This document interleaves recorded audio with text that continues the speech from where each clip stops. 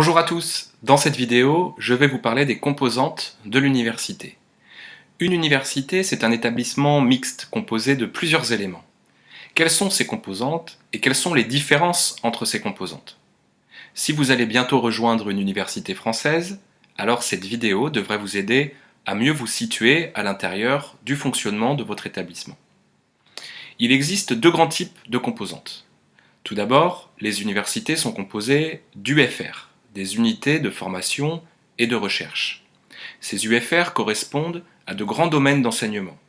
Par exemple, on peut trouver dans une université une UFR de sciences, une UFR de mathématiques, etc.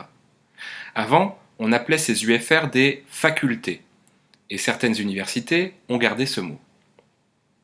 On trouve également un autre type de composantes, des instituts et des écoles. Alors comment fonctionnent ces unités de formation et de recherche? Comme on l'a vu, les universités sont composées de plusieurs UFR. Ces UFR sont elles-mêmes divisées en filières. Et dans chaque filière, on trouve un département pour la formation des étudiants et un laboratoire de recherche. Alors parfois, les mots ne sont pas exactement les mêmes. Par exemple, comme on l'a vu, les UFR sont appelés facultés, parfois les filières sont appelées pôles d'enseignement, etc. Mais le fonctionnement est toujours le même. Un exemple avec l'université Aix-Marseille.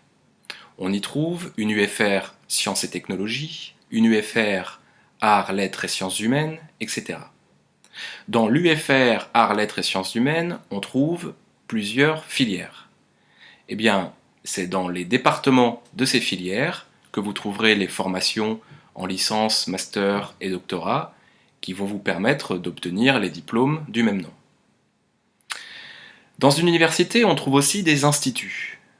Un exemple, les instituts universitaires de technologie. Ces instituts proposent des formations courtes de 2 ans qui vont vous permettre d'avoir des diplômes universitaires de technologie. On vous en a déjà un petit peu parlé dans la première vidéo. Ces formations concernent le secteur industriel et le secteur tertiaire. Il y a beaucoup de spécialités.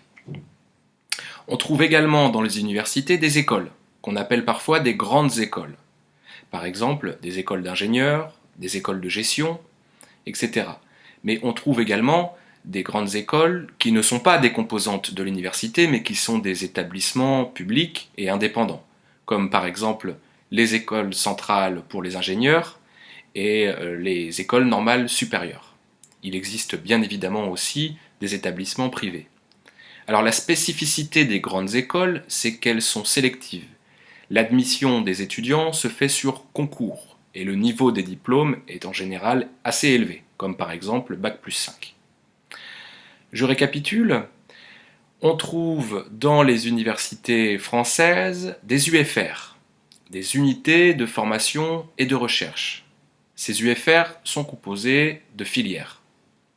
On trouve également des instituts, comme par exemple les instituts universitaires de technologie.